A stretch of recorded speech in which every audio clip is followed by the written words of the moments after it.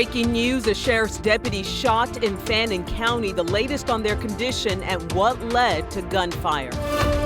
Data centers are facing growing pushback across North Texas and beyond. And today the issue landed at the state capitol.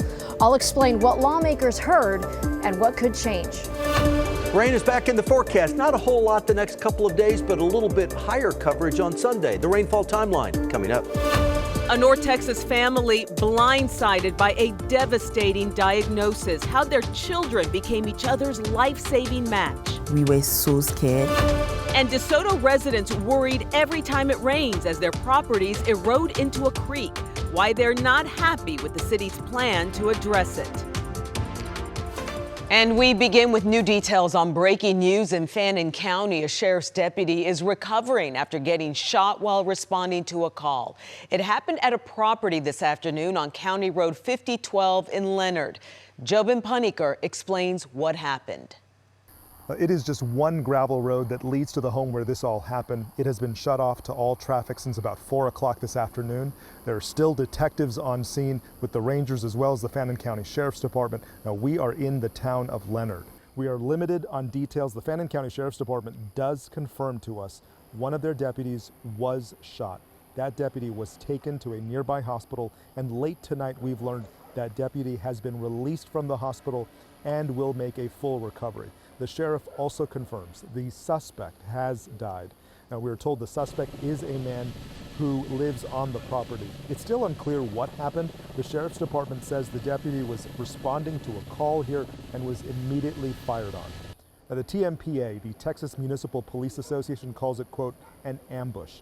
A social media post for the association read that multiple rounds were fired into the windshield and headrest of the patrol unit.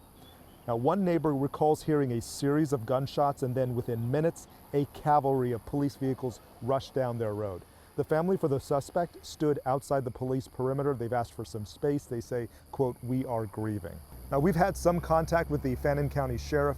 He tells us another update will come Friday morning. Reporting here in Leonard, I'm Jobin Puniker. Taking a live look outside, the sky is clear right now, but Pete's tracking some rain moving in this weekend. Well, Cynthia, I do have a little bit of rain. I want to emphasize a little bit tomorrow, a little bit on Saturday, and a little bit more as we head through Sunday. Right now, we have a couple of clouds scattered across the area. We've had a couple spotty showers down in the Waco area, Hamilton, Meridian, Brownwood, but most of that is falling apart. And as we head through the day tomorrow's pretty similar to today. We start tomorrow with some clouds, and we'll have some afternoon sun. Couple spotty showers, maybe a rumble of thunder. We hit 82 on Friday. Pretty similar setup on Saturday. We start with clouds and we'll have some sun in the afternoon, and then we have that additional 10% chance of a little bit of rain as we head through Saturday. A lot of that, the bulk of that 10% is mainly west of Fort Worth. I'm not going to rule it out in the Metroplex, but mainly to the west, 81 on Saturday. Then about half of us see rain on Sunday. There's some opportunities in the morning and then again late in the afternoon into the evening. I'll have more on the weekend thunderstorm timeline. My 14-day forecast, I have rain in it for 9 of the 14 days. It's coming up. Make sure you have WFAA Plus on your TV. You can get weather updates and watch the live radar so you know when storms are hitting your area. Plus, it's free to download to your TV. Jurors in the Tanner Horner trial spent another day listening to hours of recorded interviews with the confessed killer in the punishment phase of his trial. For the second day, a Texas Ranger testified that Horner told different stories about how 7-year-old Athena Strand died in Wise County in 2022. At times, Horner appeared emotional, even crying when asked if he was remorseful. Other times, he laughed and joked about the little girl's death. Investigators testified Horner often blamed what happened on an alter ego he called Zero. Tomorrow, jurors will see crime scene photos where Athena's body was found. You can watch gavel-to-gavel coverage of the trial every day on our streaming app, WFAA Plus. Senior investigative reporter Tanya Iser is joined by a panel of experts to break down the testimony each day. Texas leads the nation in planned data centers with hundreds in the works, according to data firm Aterio. But that boom brings questions about power and environmental impacts. Adriana de Alba shows us why some North Texas neighbors are pushing back and what lawmakers want to know. All across Texas, people are raising concerns about data centers, everything from potential health to environmental impacts and strained resources. But it's the tax incentives now under the microscope in Austin. At Weston Gardens Nursery in Fort Worth, birdsong and greenery surround a decades-old family business. Just kind of in this area. But looming over the quiet area It's a native flower to Texas. is a proposed data center that could move in just feet away. That would actually be right here, right across the street, next to our gardens over there. Surrounding you. Yeah, surrounding. A possibility that's sinking in quickly. It's been a whirlwind. I mean, I'd say a year ago, I didn't even hardly know what a data center was, and now it's like, All you I hear know about. all about it, yeah. He's fighting against the center. We're concerned about the long-term effects on our bodies, our environment. Those concerns now taken up by lawmakers in Austin today as Texas sees an explosion in data center development, with 300 centers already operating and more than 100 in the works. At the heart of today's hearing was the Texas power grid. And so what we started to see is that the pace of the development was very, very fast and the volumes were getting very high. ERCOT addressing whether the grid can handle it. Does ERCOT have the tools to ensure that these large load users are not going to be taking power that our constituents and businesses need in the state of Texas? Yes, it does. It provides for a mechanism when we get into an emergency to direct, ERCOT can direct the data centers to reduce their load. The other focal point was money. Data from the state comptroller's office showed Texas gave data center developers more than $1 billion in tax breaks last year. But those developers argue the centers will drive economic growth and jobs. But for Weston, the big question is, at what cost? We have to be careful what we sacrifice. In Fort Worth, I'm Adriana Dalba. Negotiations on a path to end the war in Iran are set to take place in Pakistan this weekend, but Iranian officials are casting doubt on whether that will actually happen. They accuse Israel of violating the ceasefire agreement with intense attacks in Lebanon. Israel just authorized direct talks with Lebanon to begin as soon as possible, but the strikes in Lebanon continue today with more than 1 million people displaced and more than 200 people killed in yesterday's strikes alone. Iran opened the Strait of Hormuz today, a key component of the ceasefire agreement, but the country is demanding all vessels coordinate with the Iranian Navy to avoid potential sea mines. The war's impact on fuel prices has airlines raising baggage fees to help offset costs.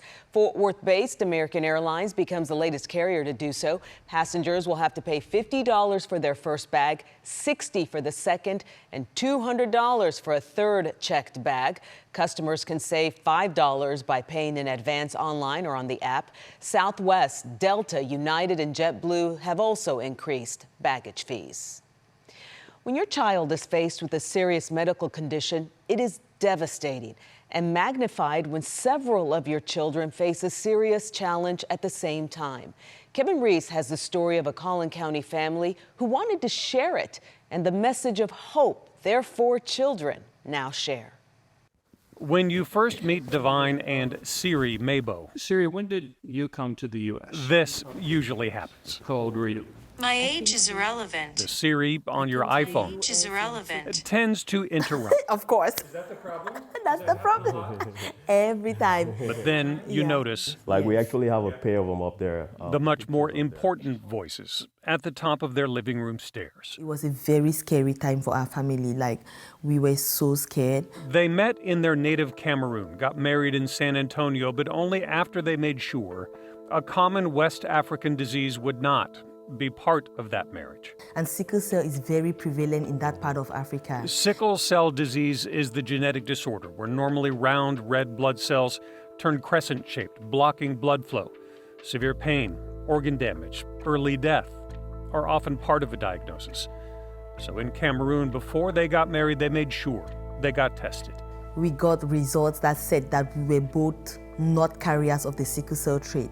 So that meant that we were clear to get married, like without having any fear of having kids with sickle cell. Nathan was born first. 2 years later, fraternal twins Brian and Brandon. It was really chaotic. Because at the age of 3, Nathan was diagnosed on the autism spectrum. and the newborn twins have sickle cell disease, right? Yeah, at the same time. So literally all 3 kids have an issue. Divine and Siri were carriers of the sickle cell trait. Their tests in Cameroon were wrong. And we passed it on to our kids unknowingly. I think that has got to be the most devastating news I have ever heard. But in that devastation, doctors at Children's Health in Dallas told them there was an option, a bone marrow transplant if their older brother Nathan was a match. He was. That's why we're so grateful to be in a country where we have the resources to manage the condition and eventually curing the condition. But the older brother was only a match for Brian. There was still no cure for his twin Brandon. Until through IVF, they had their 4th child. Her name is Naima. She was 100% sickle cell free, and it just so happened that she was also a genetic match for Brandon. Because each twin had a sibling who matched them, they could each endure chemo and then a sibling transfusion. Hi, friend. Hi. Can I get a hug?